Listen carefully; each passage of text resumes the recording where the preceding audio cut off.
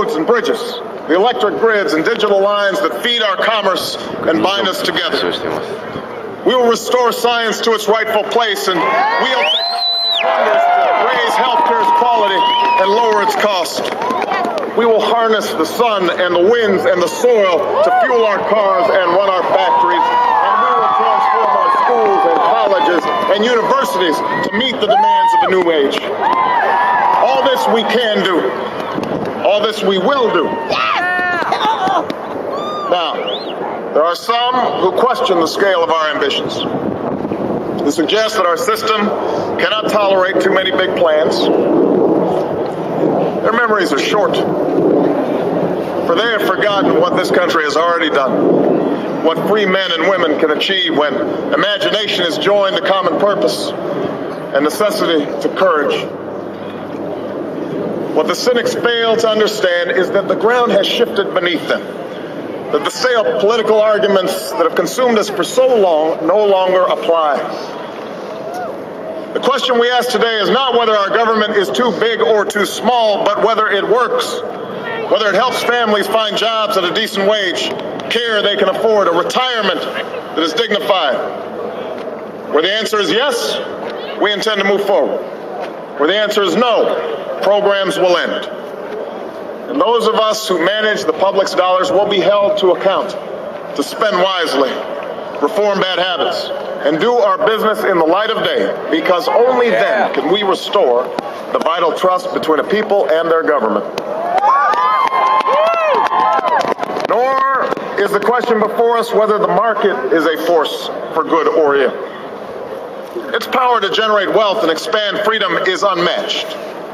But this crisis has reminded us that without a watchful eye, the market can spin out of control. The nation cannot prosper long when it favors only the prosperous. The success of our economy has always depended not just on the size of our gross domestic product, but on the reach of our prosperity, on the ability to extend opportunity to every willing heart. Not out of charity, but because it is the surest route to our common good.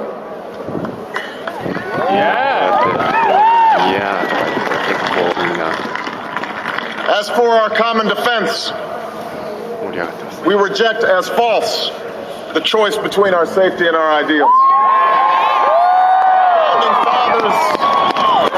Our founding fathers, faced with perils that we can scarcely imagine, drafted a charter to assure the rule of law and the rights of man, a charter expanded by the blood of generations.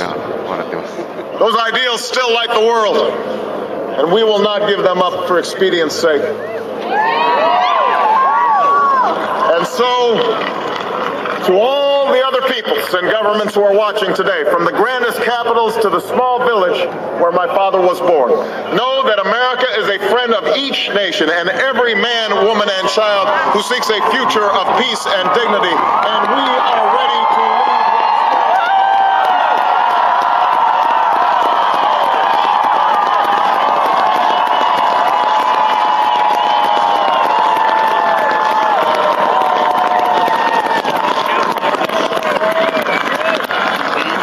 Recall that earlier generations faced down fascism and communism, not just with missiles and tanks, but with the sturdy alliances and enduring convictions. They understood that our power alone cannot protect us, nor does it entitle us to do as we please. Instead, they knew that our power grows through its prudent use.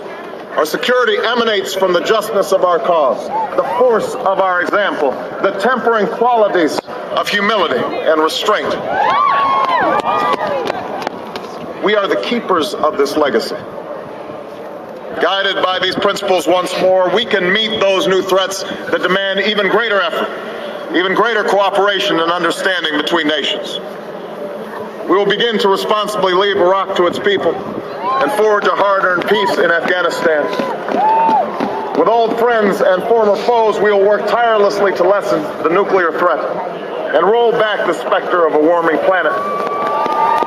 We will not apologize for our way of life, nor will we waver in its defense. And for those who seek to advance their aims by inducing terror and slaughtering innocents, we say to you now that our spirit is stronger and cannot be broken. You cannot outlast us, and we will defeat you.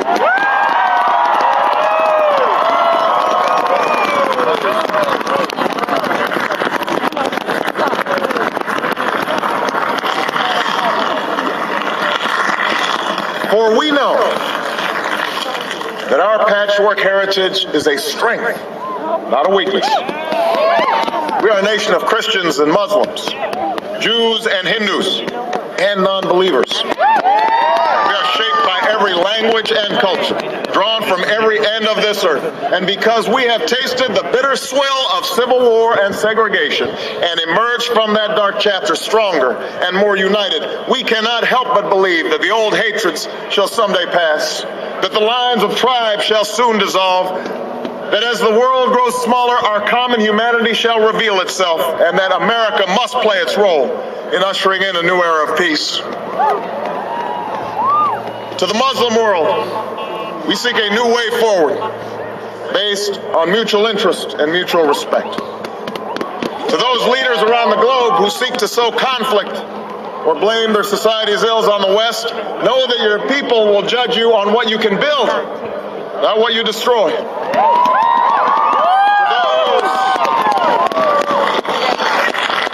To those who cling to power through corruption and deceit and the silencing of dissent, know that you are on the wrong side of history, but that we will extend a hand if you are willing to unclench your fist.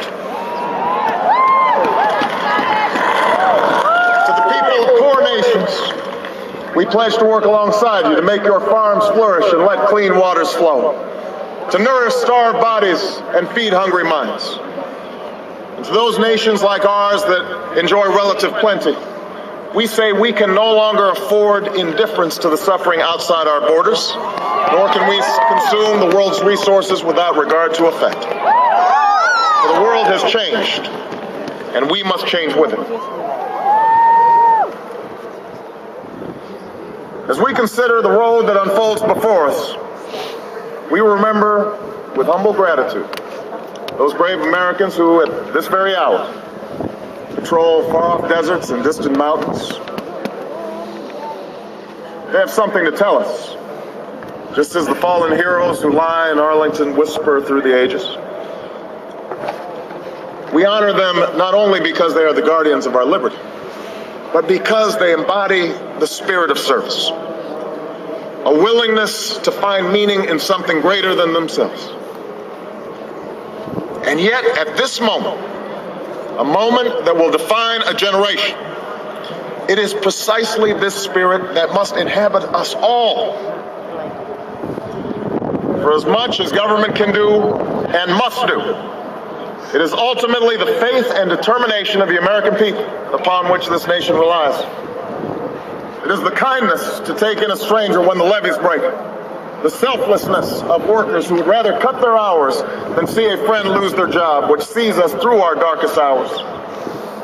It is the firefighter's courage to... みんな演説が、オバマの演説が終わった瞬間に帰り出しましたね。その後の詩の朗読とかも全く無視。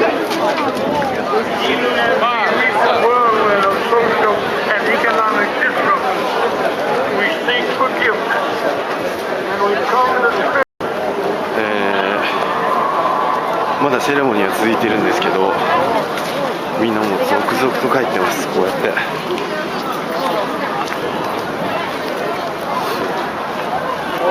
もうみんなオバマのスピーチが終わった瞬間にもう帰る人がバーッと会場というかモールを出た感じです。こんな感じでみんな帰ってます。僕らもどっかになんかスタックしないように一番最速で空いてる道を選んで歩いてます。こんな感じです。さっき言ったところがこの麓ですね。